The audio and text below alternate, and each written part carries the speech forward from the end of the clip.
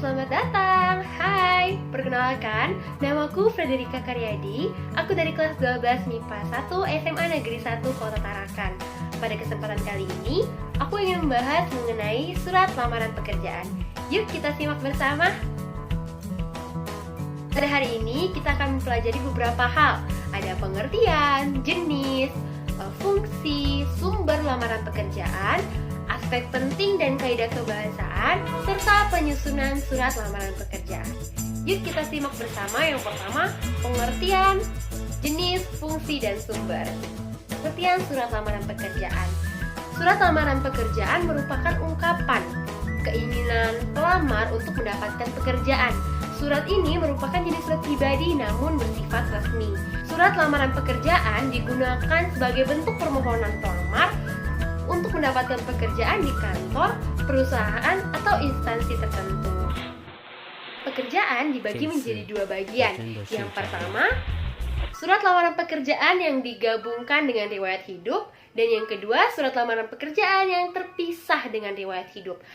Maksudnya gimana? Jadi di dalam surat lamaran pekerjaan pastinya tentu aja ada riwayat hidup kita. Namun di bagian yang pertama tadi yang digabungkan dengan riwayat hidup, di mana penulisan riwayat hidupnya itu digabung dengan isi surat. Jadi riwayat hidupnya itu termasuk bagian isi dari suratnya.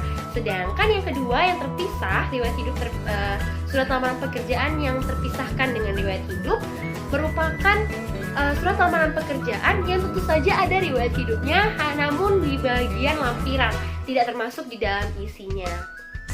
Selanjutnya, kita akan membahas mengenai fungsi dari surat lamaran pekerjaan. Apa saja sih fungsinya? Fungsi-fungsi surat lamaran pekerjaan.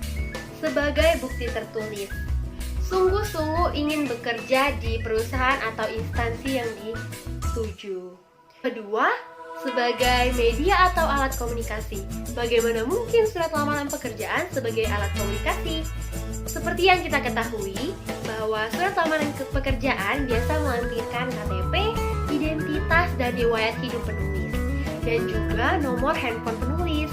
Ketika penerima merasa kurang dengan identitas atau merasa ada suatu hal yang ingin ditanyakan, penerima boleh menelpon pelamar dari nomor telepon yang dicantumkan.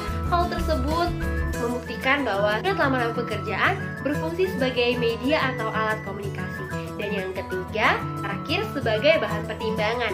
Surat lamaran pekerjaan dapat berfungsi sebagai bahan pertimbangan untuk penerima, di mana surat lamaran pekerjaan berisi identitas, ijazah, riwayat hidup tadi yang sangat berguna sebagai pokok atau titik fokus dari penerima.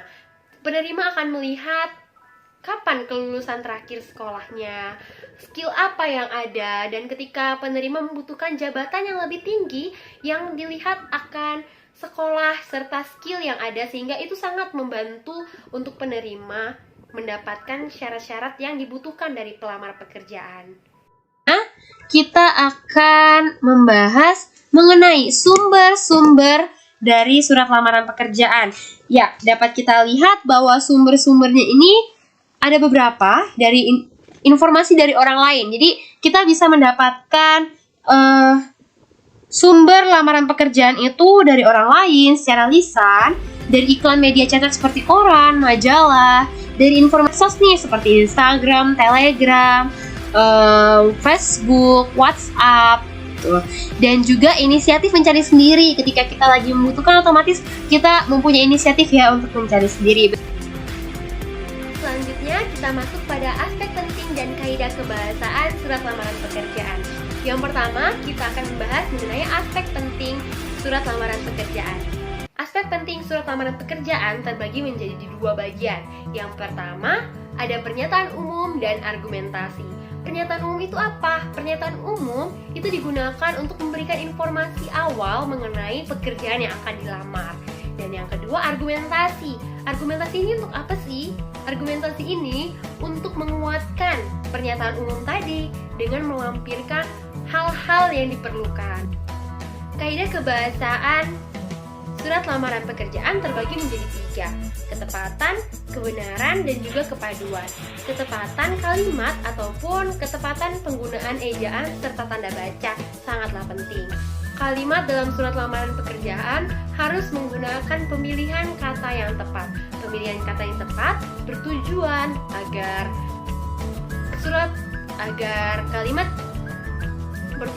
agar kalimat-kalimat dalam surat lamaran pekerjaan memiliki bentuk yang benar dan ketepatan makna juga.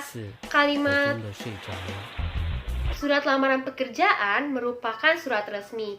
Maka dari itu sebaiknya menggunakan kata-kata yang ciri bentuknya baku dan standar. Ketepatan penggunaan ejaan dan tanda baca juga sangat perlu. Ejaan berkenaan dengan huruf kapital, penggunaan huruf miring, tanda baca seperti tanda koma, titik, dan lain-lain sebagainya. Hal itu sangat diperlukan. Yang kedua, kebenaran dan keefektifan kalimat dalam surat lamaran pekerjaan. Dalam surat lamaran pekerjaan, kebenaran sangatlah penting. Harus menurut kaidah bahasa Indonesia. Selain itu juga harus menggunakan kalimat yang efektif. Setidaknya kalimat terdiri dari subjek dan predikat dengan ataupun tidak dengan objek dan keterangan. Dan yang terakhir, kepaduan paragraf ataupun kepaduan kalimat. Kalimat-kalimat dalam surat lamaran pekerjaan harus tersusun secara padu dalam sebuah paragraf, di mana paragraf itu tersusun dari satu kalimat utama dan sisanya adalah kalimat pendukung untuk kalimat utama tersebut. Kepaduan kalimat atau kepaduan paragraf. Kalimat-kalimat yang digunakan dalam surat lamaran pekerjaan sebaiknya disusun dalam suatu paragraf secara terpadu. Dalam sebuah paragraf terdiri dari kalimat utama, sedangkan kalimat yang lain merupakan kalimat penjelas ataupun kalimat pendukung saja.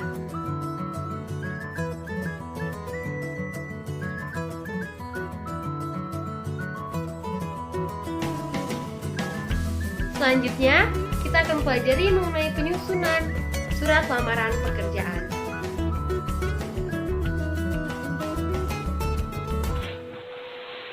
Penyusunan surat lamaran pekerjaan. Yang pertama, ditulis menggunakan tangan secara bersih dan tanpa coretan.